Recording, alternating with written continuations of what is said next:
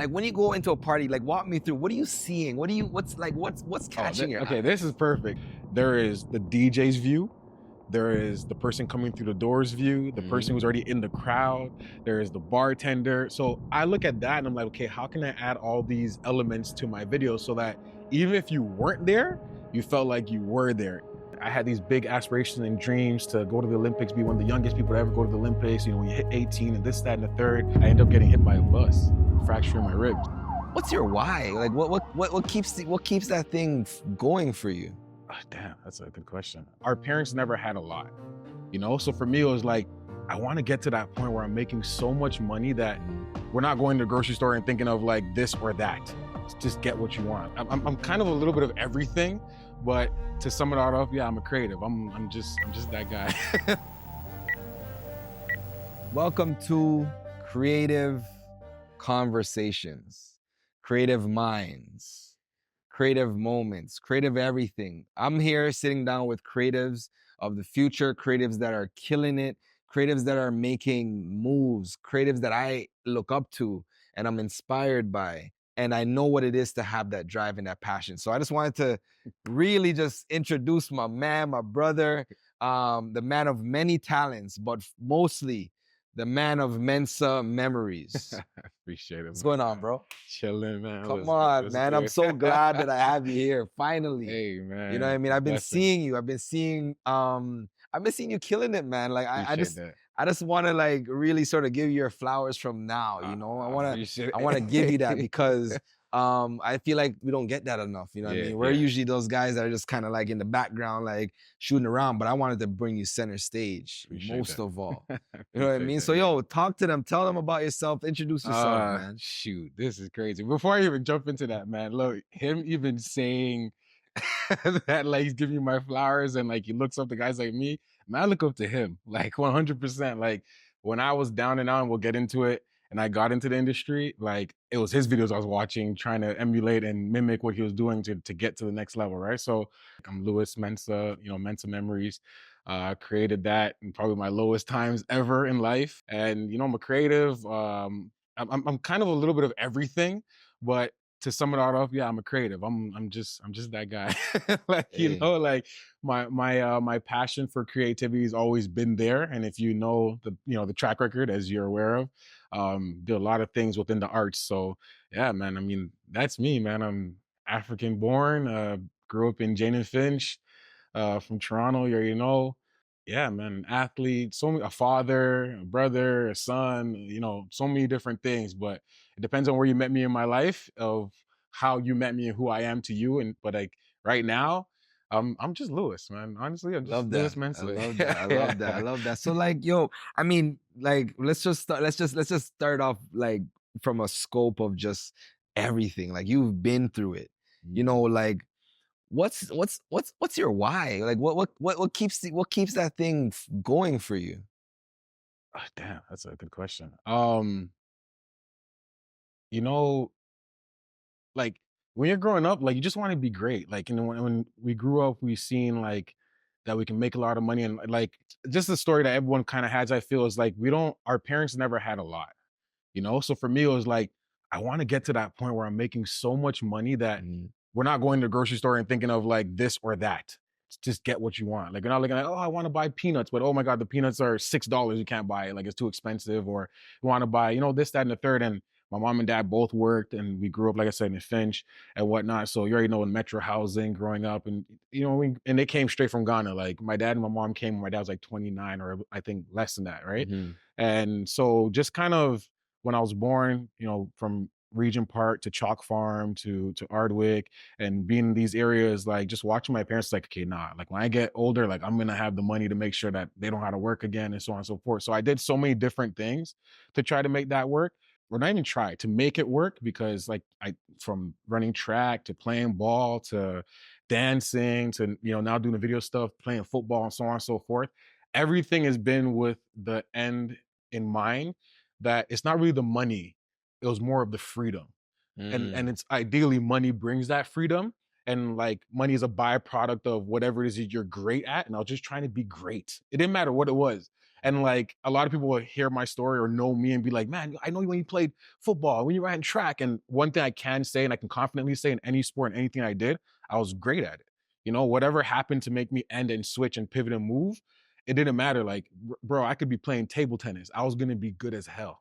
Like, you know what I'm saying? So I wanted people to talk about me when I did something. So that was like my drive. Like, how can I get to a point to make sure my parents didn't have to struggle, didn't have to worry about paying the rent or paying, you know, buying food or this, that, and the third. And then my additional why then became I had a daughter young. So that became my additional why. I know it's a little long-winded, but it's like I feel in life your why changes depending on where you are in life. When I was younger, I looked at my parents, I just wanted to make them happy, right? So I was like, I just want to get to a point where I can free my parents from that rat race. And I'm still trying, you know, like it's a weird journey. But that was number one. Then I had my child. I was like, okay, now I gotta be great for my child. But I didn't put away that I want to be great for my parents. Like I always still want to be great for them as well. But now it's like, how can I show my child that I'm great while still being great for my parents and so on and so forth. So my why drives from, you know, trying to make sure my daughter doesn't have to go through what I went through, but at the same time, trying to free my parents from that thought process of like work, pay bills, and then die. Like, I really want my parents to experience the world before they go, even if it's not like what we would do, ATVing and this, that, and just traveling, putting their feet on a different soil. Like, that's my why. Like, that's really what it is. That's beautiful. And you know, the thing is, like, if you see this man, you see him, he's with his child. He's such a good family man. So it's also good to just see that side of you, like, really shine. You know what I mean? That like, this is what I'm doing it for. This is the legacy that I'm passing down. So from what I'm hearing is just like mindset. Yeah. You know what I mean? It's a mindset. Like, so like even though you've been through so many different transitions and your why has grown, and now you're here in the video world, like, what was that mindset like for you to get into that world? So let me give a little backstory so people have like understanding of like why and how I got into the video stuff. So prior to doing any type of video work or, you know, being in the creative space, and I feel like I've been in the creative space my whole life, but it kind of it stayed dormant until I finally got pushed into it almost by force.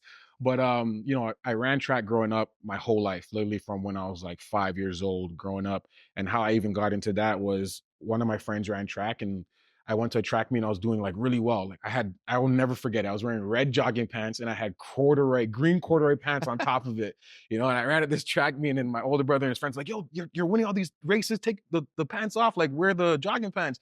And I was just so nervous. Like I just wanted to win. I didn't care what I had on, what I was going to do.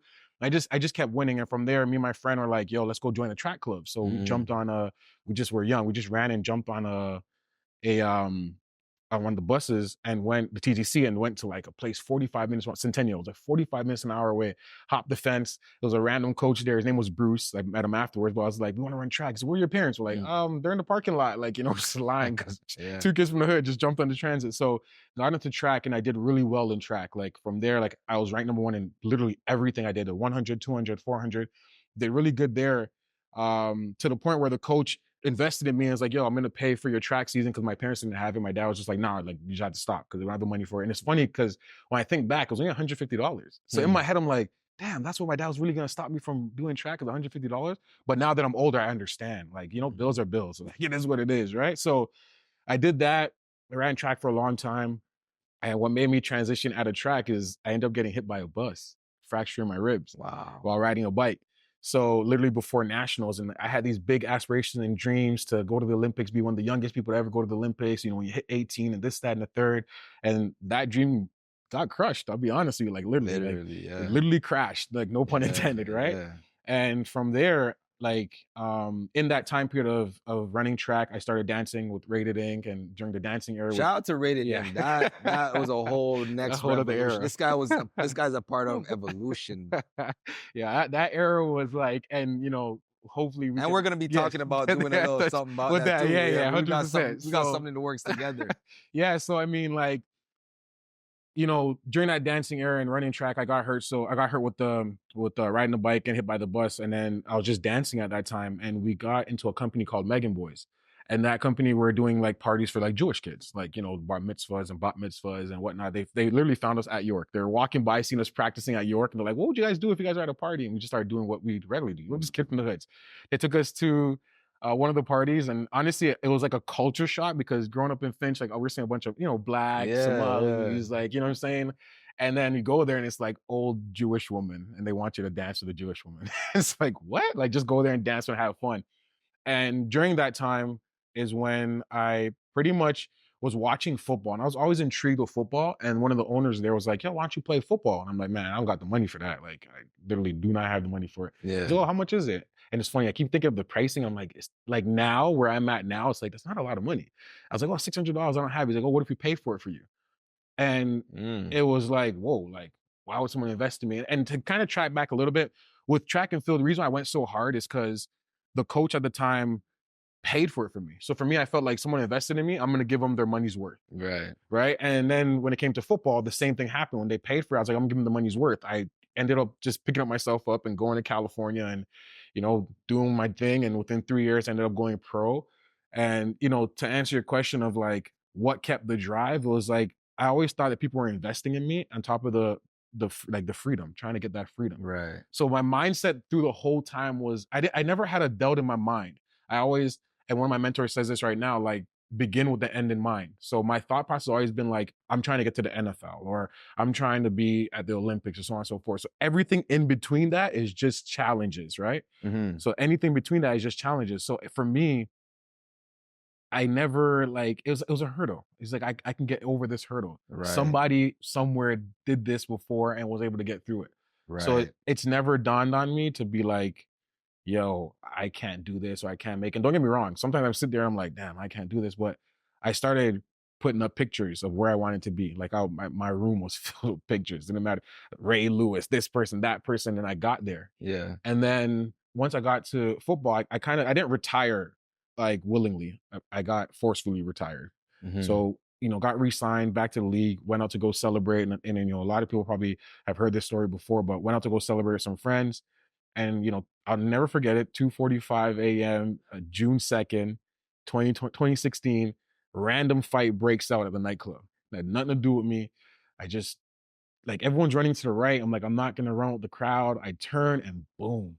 Next thing I know, I'm just dazed. My eyes like watering. I'm rubbing my eye. I'm tapping one of the guys beside me like, yo, I can't see. I can't see. And I look at my hand and my hand's full of blood. Mm-hmm. So from there, he's like, oh shit, and we rush out of there, end up going to the hospital. They send me to a specialist and like they're just checking my eye. My eye's just gushing with blood. Like I'm just trying to figure it out. And yeah, so after all that, I end up getting rushed into emergency surgery to save my vision. Crazy. Mind you, this is literally a few days before I go back to training camp to go back to sign with a team. Crazy. And I come out of surgery with a patch on my eye. I'm laying down and they come into the room. Funny enough, Ebone, and they come to the room to kind of like rescue me. I didn't realize that you can't just leave the hospital. So they come into Yeah. like, all right, let's go, let's get your stuff. So I'm packing my stuff. The lady comes in like, what are you guys doing? And I'm like, oh, I'm leaving. She's like, no, like you have post-op. So long story short, I go to post-op. The next morning, doctor pulls the patch off my eye. He tells me to keep the eye closed. Tells me to close my left eye. I close it. He's like, okay, open your right eye and tell me your fingers I'm holding up. I open it up, pitch black. Like I don't even know how to explain. Like there was nothing. Like I know what blind people feel like because it's like when you ask them like, what does it feel like to see? Like there's nothing. It's just dark. It's just Crazy. literally darkness. And I remember I just sat on the side of the bed and I wept, bro. Like not cried, I wept because I just felt like, yo, everything I did until this point, useless. It did nothing for me. All because of one decision. You know what I'm saying? So at that point, if I'm not gonna lie to you, like I was shattered. Crazy. Like I was like, what am I gonna do now? I can't play football. They said I can't go back playing football. They don't want to risk the scar reopening and so on and so forth and losing my vision. I was a centimeter from detaching my retina, which means I would be permanently blind. They're even shocked that I was blind. But like I said, to fast forward, by the grace of God, my vision chipped back in 4 months later. But I was bed rested, the most of the time. So as I was bed rested, that's when I was like watching your videos, bro. I was on YouTube a lot, watching your videos, and I had the creative thought. If I started messing around with a program and Sparks Clinton, at the time I messaged him, asked him the questions. He showed me how to download Final Cut. I was messing around with it, Mm-hmm. and I just started to fall in love with it. And then, like, I was depressed at the time. I was super depressed. So once my vision came back, I could walk around and do the most. I'd go to parties with Ebon a lot because he's an MC. So Yeah. I go to so many parties, and then I was just honestly just going to parties and just drinking and just trying to drink the misery away because I could just go back to do what I love, right? Yeah. And then one day, Ebon was just like, "Yo, bro, honestly, like," and this is the important of having like good friends around you that like won't allow you to just go down, the wrong path. He just said, yo, bro, honestly, you're around me so much. Like, and he was blowing up at that time in terms of MC. So he's like, yo, you're around me. Shout out to Ebone. Yeah. Ebone's killing the game. Yeah. So he's just like, yo, bro, like come with me. And like, he's like, yo, you're already doing the editing stuff. Like, yo, grab a camera, fam. And, like just capture some stuff. And that's pretty much how it started. Like I grabbed the camera and started shooting his stuff. And obviously when I started, I'm thinking like, I'm the best. I knew nothing. I knew press start and stop. That's it. Like, but I was trying to do what I could do at the time.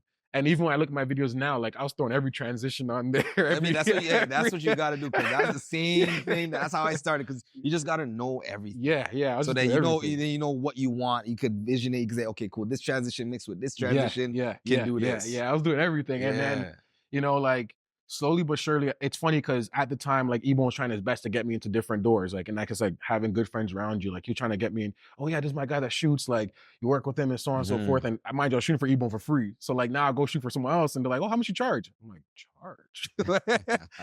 What?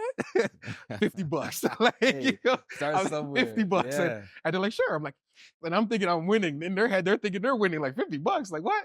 But, and at the time would look at different things and different projects. And I would hear stuff that people would say to Ebone. I'd be around them and like, people were like, Louis's videos aren't that great and da-da-da-da. But it was like a shot to the heart where I took personal in the sense of like, I'm going to make sure when you see my stuff, like, you're going to be like, damn, I want to work with Louis. Yeah. I want to work with him. And that's what drove me. That's what I'm an athlete. Like, I'm more than an athlete, but I had the athlete mentality. So I was just so hungry to be great at what I do and just to learn the craft to the best of my ability that I just kept doing more and more. And I'd go here and go there and I would shoot so many different things for free. The Burner Boy stuff that we had done was free. And like, I just was trying to maneuver in ways that act like I've been there. That's one thing they would say in football. Like when you get in the end zone, act like you've been there. So I would act like I've been there. Like I remember I was asking you a question. I'll never forget this. You probably don't remember. We're at the Burner Boy concert. And I'm like, yo, like you show me your video and you're shooting flat. I knew nothing about flat at the time, right? So you're shooting flat and like, I looked at your image, I looked at my image because I'm shooting with the baked in stuff, right? And my video looks so like, the blacks are so crushed. And if you're not creative, you might not understand what I'm talking about. But, I'm looking at your video, I'm like, yo, what do you like? Oh, I have it at 640 ISO. And I'm like, okay. But I'm walking around like, what the hell is he talking about, So I'm just like, you know what? Like, how can I make myself be great? Like, because I really looked up to you. You know what I'm saying? I'm like, okay, Dukes is great. I'm here with him. Like, how can I capture stuff? And then I think you're like, yo, go to the backstage and I'll stay up front here. And like, and I just happened to capture that video that you used on top of your footage and it went crazy. But, like my drive was just, how can I be great when everyone was saying that I wasn't that good? Ooh. And that was what it was. Like, I didn't let it crush me. I let it motivate me. Like, I love that. You know what I'm saying? So it was that was pretty much it. That's what kind of made me grow. You don't do a lot of sync or you just... No, syncing is easy nowadays. Yeah. Amazing. Right. Syncing is easy. Because sometimes there's like one day I did it and then one angle. Yeah. It wasn't picking. I had to do it manually. Oh. That's Hey, are we rolling? So we're talking about manual. We're talking about syncing. I'm talking about syncing. I did everything manual. From music videos, bro. I learned the formula of syncing. Like my syncing is like boom, boom, boom, quick. Like, hey, so when syncing that button for sync came in, I'm like, oh, what? It's great. But like, hey, when multicam editing, that's in there now. Editing, man. Like I remember before you had to match it up. I remember I had to match that thing up. There was no way around that, bro. So like, so like on this journey right now, like, first, how long have you been like shooting now? So, shoot. All right. So I've been shooting since I'll say 2017, but like I feel like honestly, I'm just starting. Like I'm still hungry. So like now that I really like understand what I'm doing to a degree, I feel like I have maybe 3 years that I've been shooting. 2 to 3 years. But like since I pressed record, that would be 2017. 2017 and you've been back to back to back to back to back. Like I see it going. Like so like in terms of like the space as a creative, like what would you say your style is? What is my style? That's a good question. Think about it. I'll be asking some real questions. I'm trying to get to the root of it right now. What's my style? Like when you go into a party, like, because remember the eye is very different. Yeah. Right. So like when you go into a party, like walk me through. What are you seeing? What's catching your eye? Okay, this is perfect because that you giving the explanation helps a lot. So, I'm gonna use I shot Mario at I Love R&B, and like I'll use this to sum up how I look at everything when I do it. When you go into an event, or like when someone goes to an event, there's so many aspects that happening at an event, right? So it's like you're one person, but there's so many dimensions to that event. So when I go into somewhere, it's like, okay, let's just say a concert, for example, like you said, or a party. There is the DJ's view, there is the person coming through the doors view, the person who's already in the crowd, there is the bartender. So I look at that and I'm like, okay, how can I add all these elements to my video so that even if you weren't there, you felt like you were there? And that's a compliment I get from a lot of people. It's like, damn, I wasn't there, but I felt like I was there. Your video did it justice. All right. So like my style is just making you feel like you're actually in all four corners of the room, even though you're not even in the room. So I try to literally grasp everything, and I like to keep everything close up as much as possible to get emotion, feeling, leverage the sound of the music, people's movements, even sometimes their words. What they're saying might be nothing close to what the lyrics is in the song, but I try to leverage that to make you feel like draw the person that's watching it in. So like my style is just how can I bring my audience into the film to feel like they're actually there? So like I literally leverage everything. So to answer your question of walking into, a party, it's like there's the bottle service coming in. What's the person experience when the bottles are there? Everyone has their cameras out and they're capturing it. Okay, cool. Let me capture a shot of the actual phone capturing because that's a view. Then go behind the person's head because now that's another view of someone maybe standing behind them. Then capture in front of them because what's it look like in front of them? Like, and then from the side. So at times I feel like I overshoot, but when I get to the editing table, it's like, oh no, this is good. I can boom, boom, boom, boom. And, I did it with Sands where, I went to Sands and a lot of people were saying to me, not this year, but the year before, they're like, it didn't give the feel that it usually gives. Like they, people that actually went. And, I kept hearing that and it was like, because it got rained out. But people still had their fun. But I got back home, like I didn't even go to no next event, got back home, and I started chopping away like, nah. And then, they posted it. And funny enough, Sands is done in Jamaica, it's done in Miami, it's done in New York, it's done in Toronto. Funny enough, like some random person, Main Dangers had posted, which is a pretty big page, right? And a random person said, nah, Toronto won Sands. And like for me, I was like, damn. And then I was just reading the comments, like, yo, did you see this? Did you see that? And all the elements that the bottle service, the DJ, the live audio, I had a drone shot, and I'm a one-man army right now. So it's like, I try to get so many different views in order to create a style that's different from everybody else. Someone asked me like, bro, how did you get all these shots? Like someone else was with you? I said, no, by myself. So it's like, I just move. I just always move so I can capture as much as I can, but so many different angles. So that way it gives a story. So, okay. So let's talk about like, this one-man band situation. Like, tell me what your perspective is, and like, do you see a benefit in that? Or like, what would I say? What is the difference for you between going out and just capturing everything, lighting, drones, everything by yourself versus having a team of people? How have you seen that difference? Because you've started working with some people now. And like, what has been that difference? Like, is there an attachment that you sometimes have? Like, I want to know these things. So there's definitely an attachment. So I'm very comfortable with me, which everybody is comfortable with themselves, right? So for me, when I go into an event, it's like I know I need to go get this and get that. I have a shot list in my head. Like prior to, sometimes I go and I just shoot just because I don't have a plan sometimes, which is horrible. I'll tell you that, because you get to the editing table, you're like, now what? And then there's times where I go where I have a plan and it doesn't always work out how I want it to, because some of this is like freelance shooting, like a party or an event or, whatever case may be. But shooting by myself it's tranquil. Like I like doing it. Yeah. But it's like also, a therapy. Yes, therapy, but chaos at the same time. Because it's therapy in the sense of like, I know what I'm trying to do and I'm moving. If you ever see me in an event, you try to talk to me, I'm like, yo, give me 1 second. I got to go do this and do that. You're locked in. Yeah, I'm super locked in. But then I shot with a team and it's like, yo, hold on, I can step back. I don't got to capture that. They're going to capture it. I can capture this and know that that's going to be captured. But another stress is, what if it's not captured? So there's so many things that happen in my brain.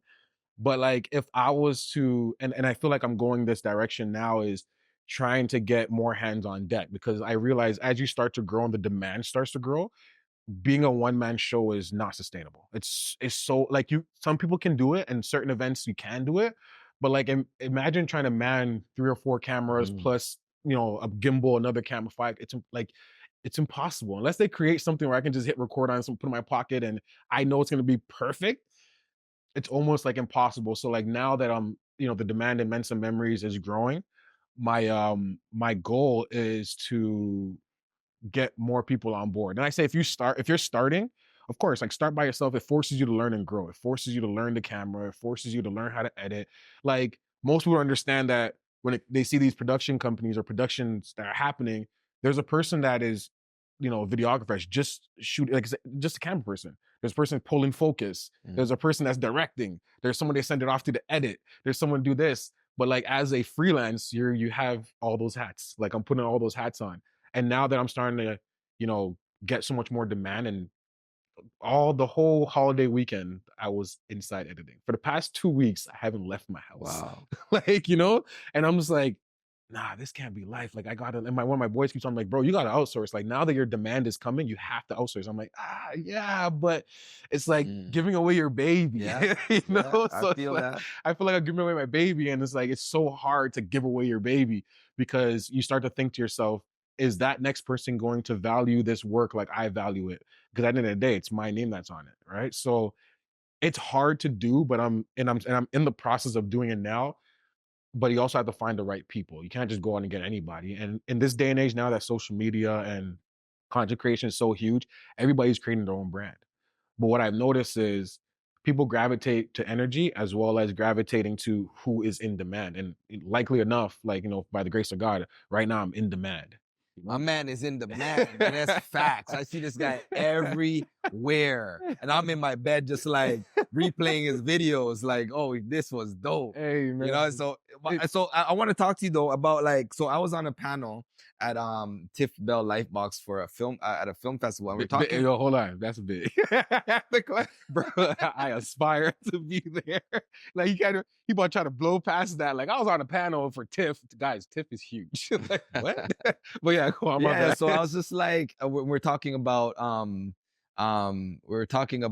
sustainability, thriving as an artist, and what sustainability looks like as an artist. So a lot of artists, as we know, like, it's a hit or miss. Like, there's a lot of artists that are unfortunately in the starving artist mentality. And you're in this space of growing and building a business to help that. And I remember you calling me, asking me all these questions. So like, when it comes to like your vision for what you're trying to do, because I remember you're like, Dukes, I'm more than a videographer. Yeah. I hate when people say that. Yeah. So like, talk about it. Like what do you see, like in terms of like what like what do you have to say about artists that are trying to get into that world of just building instead of just running that rat race? So it's funny because we did have this conversation. It's one of my biggest things. I feel like a lot of creators speak about it, but no one executes on it. Like, they just talk about it. Everyone just talks about it. Oh, this client wants to pay me this, and it's so low, and and so on and so forth. But I think a lot of people are they're creatives. They're not business people. And it's like, we're in the entertainment business. Like, a lot of us do the entertainment creativity part, but we fall short on the business. And I'm just like that. Like, if I knew better, I probably wouldn't have started at $50, but you do have to start somewhere, right? So for me, it's like, I think it was a creator that was charging $100 for photo shoots or something like that, or $50 for photo shoots. And there's other creators complaining like, yo, how are they charging $50 for photo shoots? Like, you're undercutting the market. For them, it's great, because now it's like, this is my side hustle. Like, I'm getting a lot of clientele, I'm making more money, but I have a main job. And I feel like there's a lot of creators that have a main job, and this is just like their hobby, versus guys doing this as their main thing. Like, they're all in, dialed in. And it's like, when you undercut the market, you mess up yourself, because you're not doing business properly. You're just trying to make a quick change, right? So I started to get in this space of like, okay, Mensa Memory started as a thing to get the hype. You know, I wanted to get the hype, I wanted to get the accolades. It was the same, you know, I was trying to get that same drive I got from sports, like, you know, the fans and so on and so forth. And I felt like I started to get that, but then I was still broke. Like, you know what I'm saying? Like, I was like, I meant some memories, everything was tough, but bro, I'm taking the bus. Like, you know what I'm saying? Like, bro, like a lot of people don't know this. Like, I took the bus for a very long time. I bought a car last year. I was taking public transit. You hear that, guys? Public transit for a very long time. Like, I was Brampton Transit, TTC, I was Ubering. I was even against Uber. I'm like, shoot, I'm only getting $250 at this event. Uber gonna be $50 down and then $50 back was $100. Like, it didn't even make sense, right? So I was just being humble, but I feel like a lot of creatives need to really tap into the business side of things. Like, one, registering your business. That's a big thing because there's a lot of tax write-offs that you can do, right? And it just adds some more certification to your actual business. And just diving deeper into the business side. Like, a lot of us are just so focused on being a creative that we lack the business side. Like, people don't understand these productions that are happening, 50, 100, 200K, 500K, so on and so forth.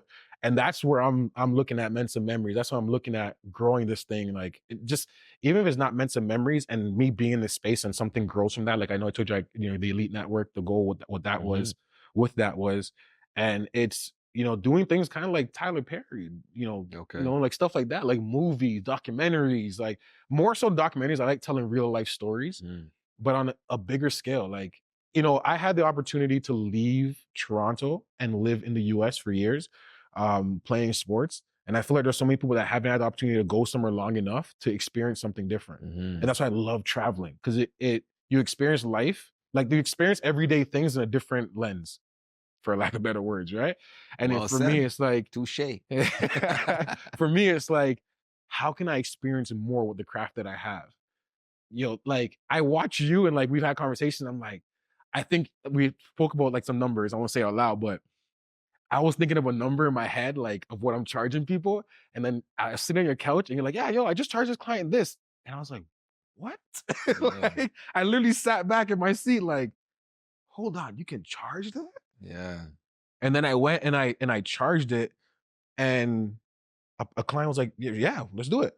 And I was like, damn, I should have did more. Like, you know, I should have did more. But That always hits. That always hits. It's like, it does. They said that so easily. I was like, what the hell? But what I realized is that, like, it wasn't the price. For them, it was the value. Like, they looked at me as valuable. My content is very valuable. What I'm doing is very valuable. So once creatives understand their value, you can literally charge whatever you want to charge. The concept is who's going to pay it, who's willing to pay it. So there's somebody out there that's going to pay it.